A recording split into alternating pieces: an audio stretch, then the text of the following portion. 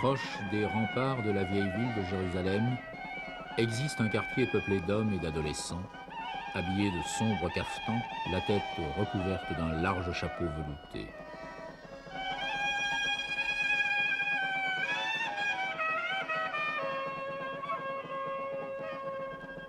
Un quartier peuplé d'enfants au visage pâle, à la fois rêveurs et narquois, avec d'immenses papillotes fixées sur les tempes.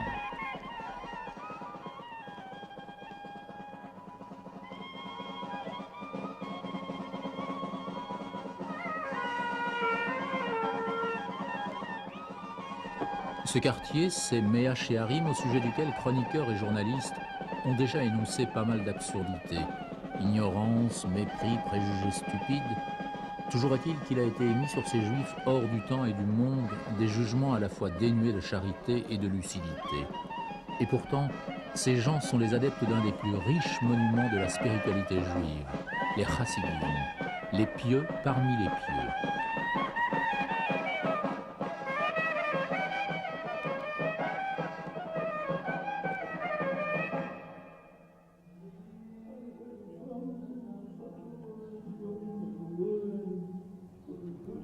Pour comprendre les chassidim, il faut se porter dans les ghettos de Pologne et d'Ukraine à une époque où la religion était le privilège d'une caste d'érudits. C'est dans ce judaïsme infiniment triste qu'apparaît au XVIIIe siècle un obscur thaumaturge, Israël Baal Shem Tov. Il s'oppose au Talmud, qui affirme qu'un ignorant ne saurait être pieux. Pour lui, l'important n'est pas de parler de Dieu, mais de parler à Dieu.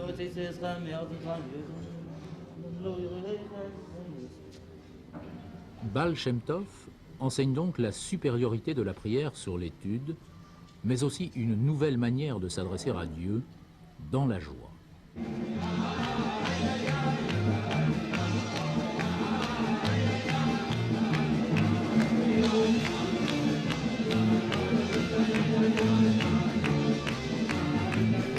De triste et de craintive, la foi des ghettos devient chez les chassidim amoureuse, enthousiaste.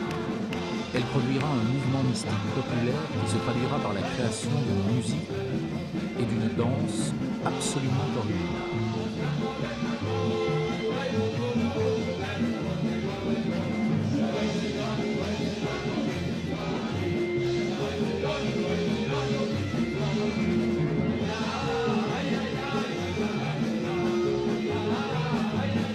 Ces religieux ne sont pas des ascètes mais des hommes, fous de Dieu, dont l'amour les remplit d'allégresse.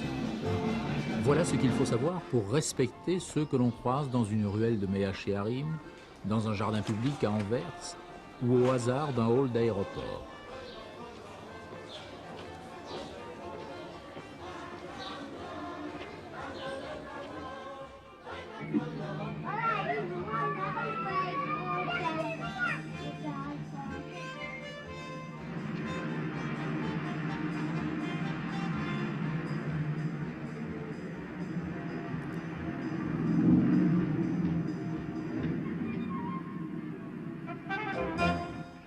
Leur aspect anachronique, qui au premier abord peut choquer ou irriter, ne doit pas les faire rejeter.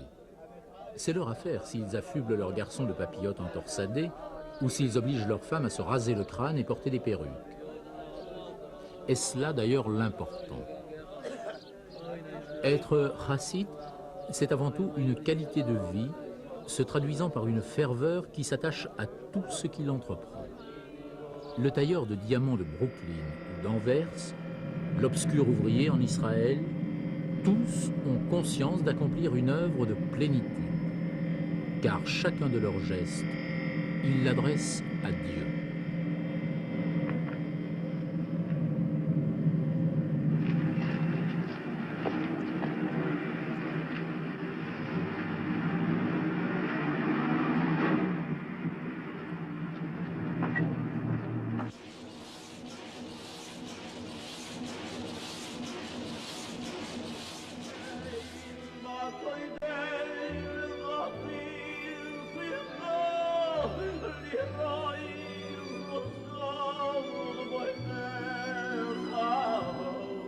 Pour les quelques milliers de juifs de Mea Shearim, La pendule du temps semble donc toujours réglée sur celle des ghettos. Leurs ancêtres ont quitté l'Europe centrale, portés par le même élan mystique que leurs frères séfarades venus d'Espagne au XVIe siècle. Tous brûlés du désir de vivre en Terre Sainte et de se faire enterrer sur les collines entourant Jérusalem. Selon la tradition, c'est ici, dans cette vallée, qu'aura lieu le jugement dernier.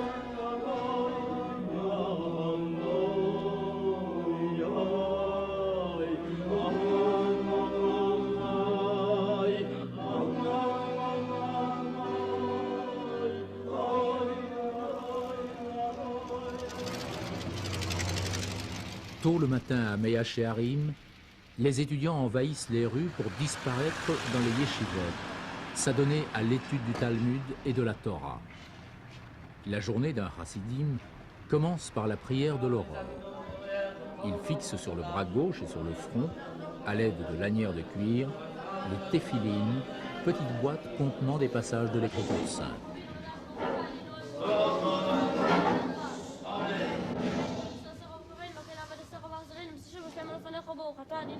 Le téphilin est le signe visible de l'attachement d'Israël à Dieu.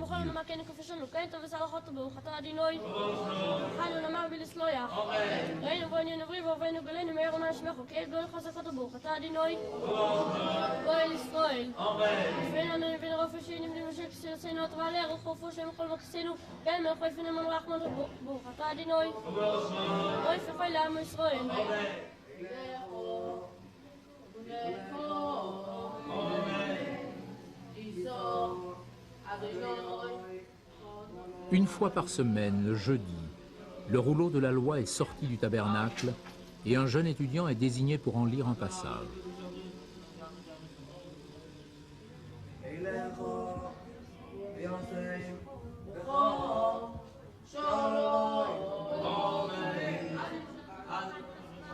La moitié des habitants de Mea Shearim s'adonnent aux études talmudiques et de la Kabbale.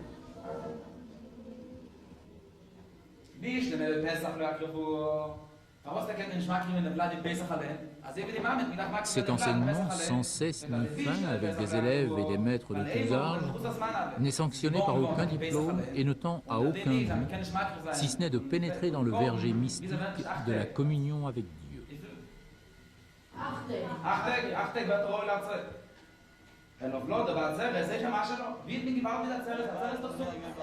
La langue en usage à Mea Shearim est le yiddish et non l'hébreu, langue officielle de l'État d'Israël. En effet, les chassidim considèrent que l'hébreu, langue sacrée, ne saurait se prêter à l'usage profane.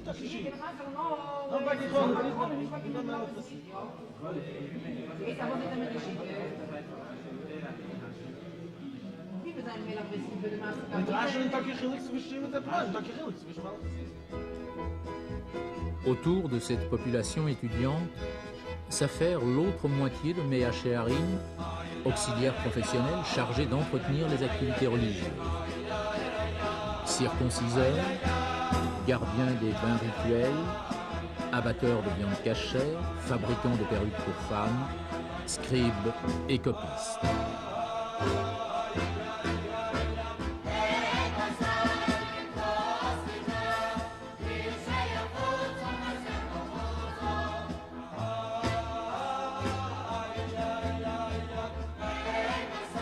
C'est un métier exigeant que celui de transcrire les Écritures. Les textes doivent être écrits à l'aide d'une plume d'oie, sans faute ni rature, et toujours manuscrits sur parchemin. Ce travail exige un long apprentissage.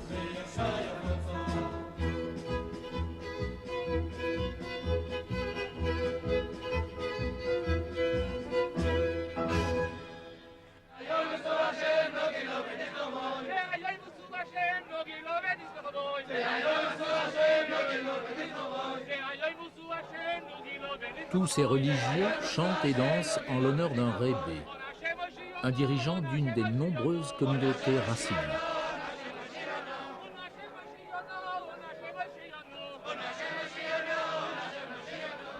L'origine des rébés remonte au ghetto.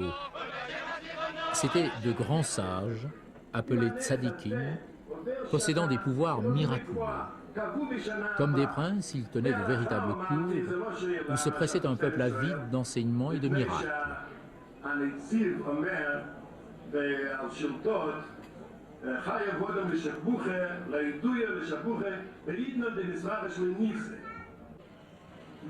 De père en fils, ils se sont transmis leurs fonctions, créant au sein du chassidisme de véritables dynasties. Les communautés qu'ils dirigent aujourd'hui ont gardé le nom de leur ville d'origine. Ainsi, la communauté des Lubavitchers et son Rebbe sont issus de la ville de Lubavitch en Biélorussie. D'autres communautés sont issues des villes de Belz ou de Breslav en Pologne, ou encore de Satmar en Hongrie. Ce sont les Belzers, les Breslavers, les Satmarers.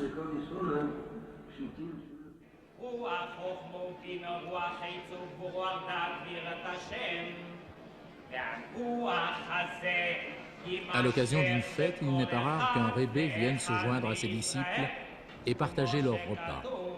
C'est là qu'on peut se rendre compte de l'attachement parfois naïf que ces derniers portent à leur maître.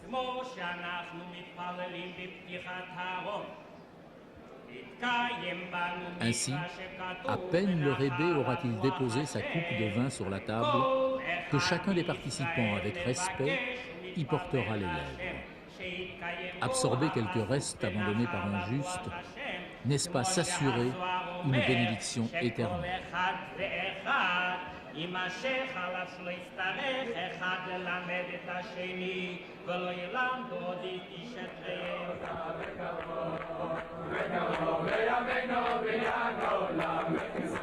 la nuit, lorsque le maître s'en va, les étudiants enthousiastes lui témoignent jusqu'au dernier moment leur ferveur et leur admiration.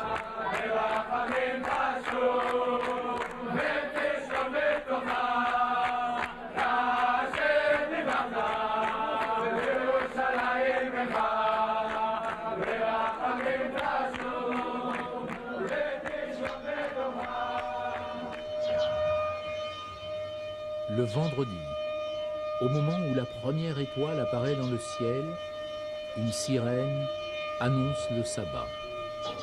Mea Shearim tombe en léthargie.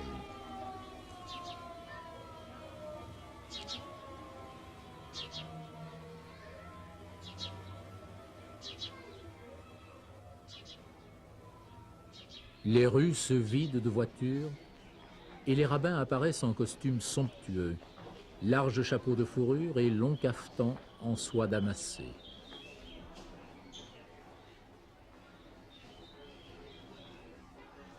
En famille, ils se rendent à la synagogue et bientôt s'élèvent les mélopées gémissantes des prières.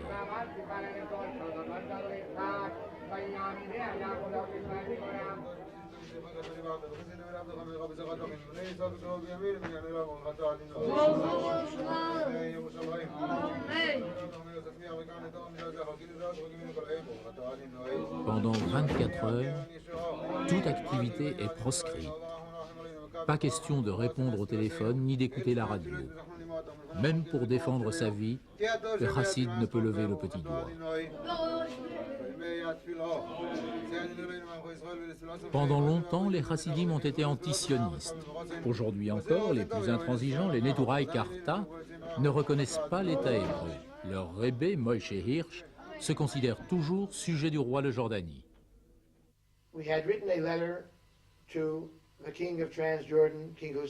Nous avons écrit une lettre au roi de Jordanie, nous dit-il, pour demander à Sa Majesté l'accès au mur des lamentations, ce mur qui a été conquis par les sionistes à la dernière guerre.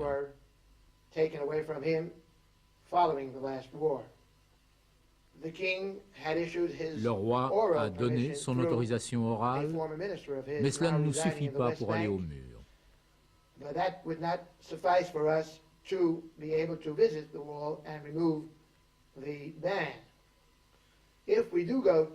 Si nous allions prier au mur, ce que nous souhaitons très fort, ce serait à la condition que tous sachent que ce ne serait pas à cause de la conquête sioniste.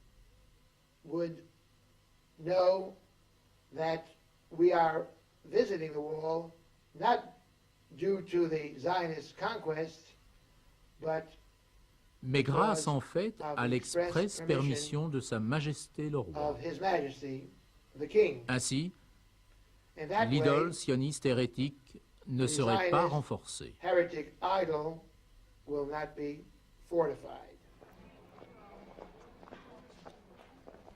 Et ses partisans n'hésitent pas à comparer le sionisme au nazisme. Zionists, Et le rabbi Hirsch de conclure, a la divine puissance oath divine n'a pas donné le droit au peuple juif de charged reconquérir the la people Terre Sainte par la force.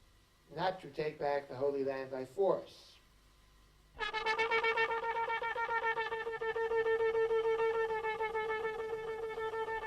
Cependant, après la reconquête de la vieille ville en 1967, la plupart des Hasidim se précipitèrent au mur des lamentations, car pour eux, selon l'annonce des prophètes, le deuil millénaire se changeait en allégresse.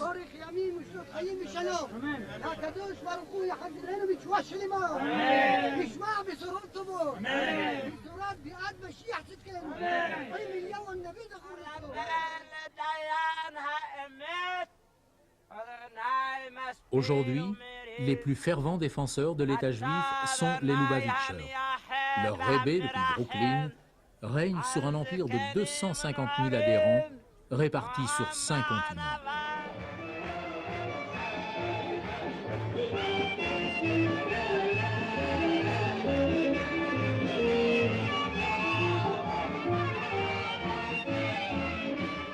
Ils ont abandonné les tenues traditionnelles des ghettos et leur présence en Israël ne se limite pas à l'espace de Mea Shearim.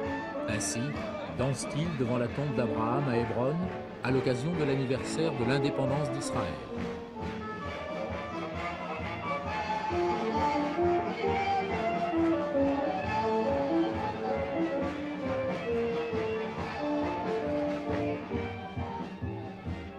Convaincus que le Messie ne viendra pas avant que tous les Juifs de la terre ne soient devenus pratiquants, les Lubavitchers sont animés d'un esprit missionnaire.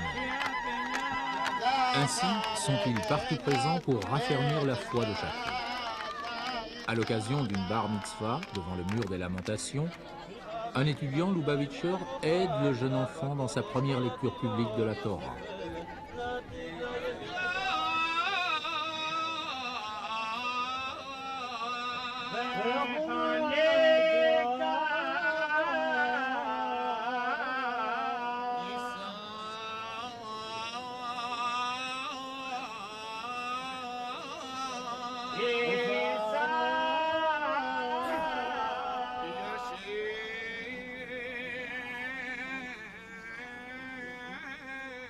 En rue, et jusque sur les champs de bataille, les jeunes Lubavitchers ont l'habitude d'interpeller leurs coreligionnaires et de leur demander de réciter une prière avec les téphilim.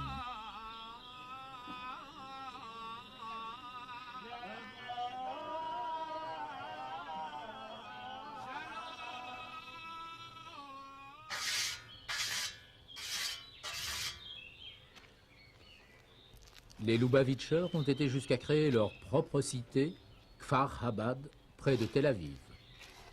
En plus des activités religieuses, ils y ont développé toute une infrastructure sociale et économique, école technique, ferme d'élevage, ateliers de mécanique, etc.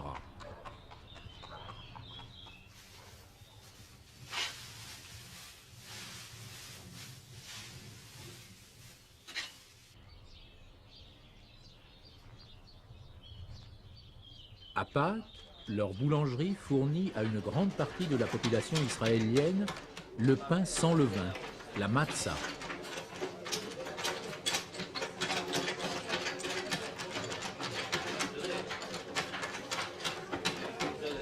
La préparation de la pâte doit se faire avec le plus grand soin. Elle ne peut pas fermenter, aussi faut-il aller vite et toutes les 20 minutes, l'appareillage et les machines doivent être entièrement nettoyés.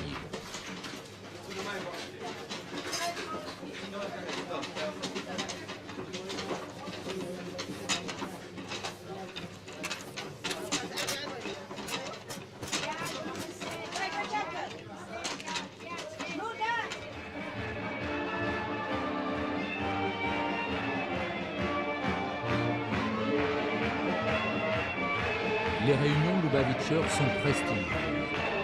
C'est à eux que l'on doit les Nibounim, ces airs sans parole, à l'intensité toujours croissante par la répétition des syllabes. Il se dégage de ces chants une grande joie, mais aussi un sentiment de solidarité.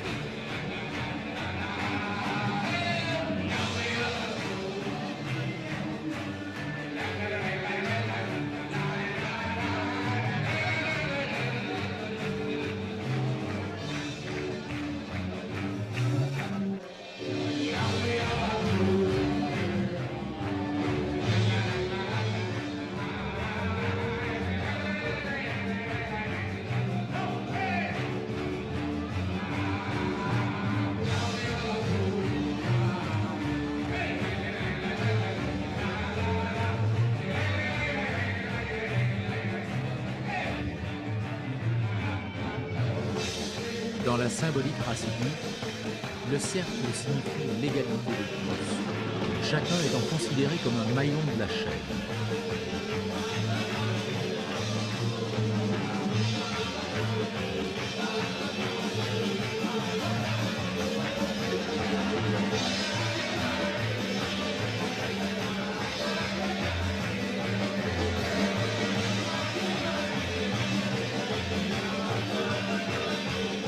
Chaque année, à l'occasion de la fête de Lag BaOmer, le peuple de Mea Shearim se rend en pèlerinage sur la tombe du rabbi Shimon Bar Yochai en Galilée.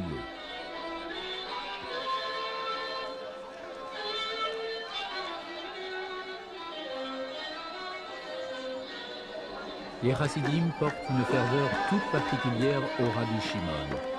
Il est considéré comme le père de la Kabbale, la mystique juive.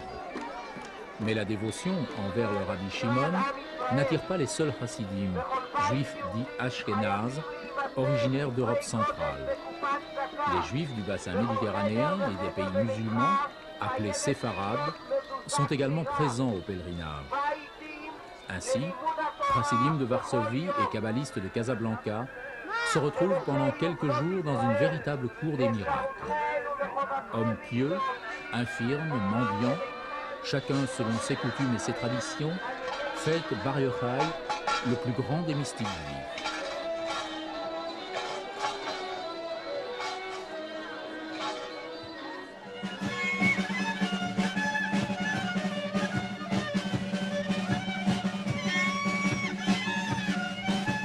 Danse de Bretzlaver, décrivant un combat pour la possession d'un billet de banque. Ronde de Lubavitcher avec leurs panneaux de propagande, engageant les fidèles à respecter la loi.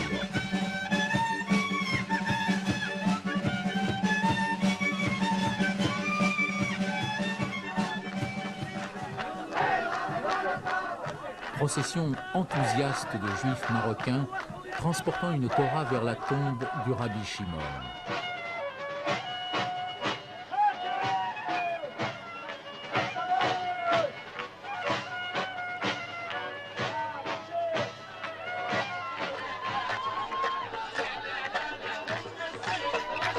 La Torah vient de pénétrer à l'intérieur du sanctuaire. Dans la joie et l'exaltation religieuse, les pèlerins d'Afrique du Nord mêlent leurs invocations aux percussions des tambourins et aux you-you stridents de leurs femmes.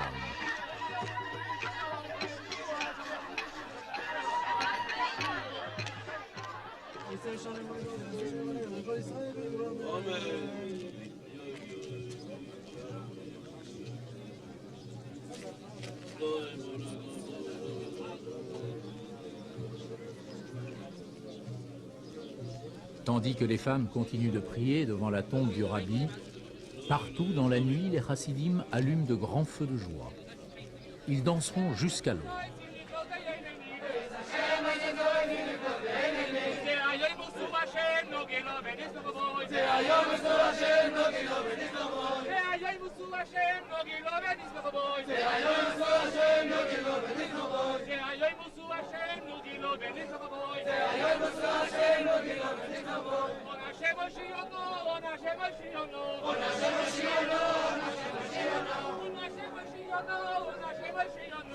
Et lorsque les premières lueurs de l'aube apparaissent à l'Orient, ces rabbins qui ont dansé et chanté toute la nuit s'arrête pour commencer la première prière du matin que tout juif doit adresser à l'Éternel.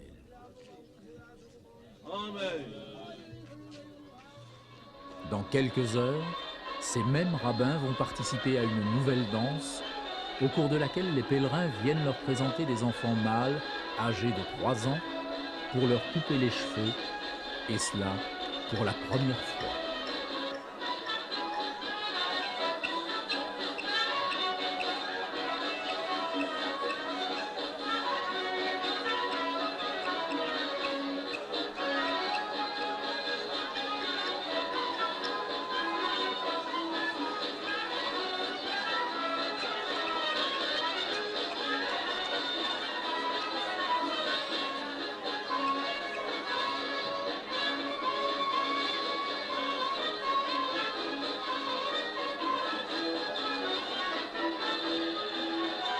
De temps en temps, la danse s'arrête.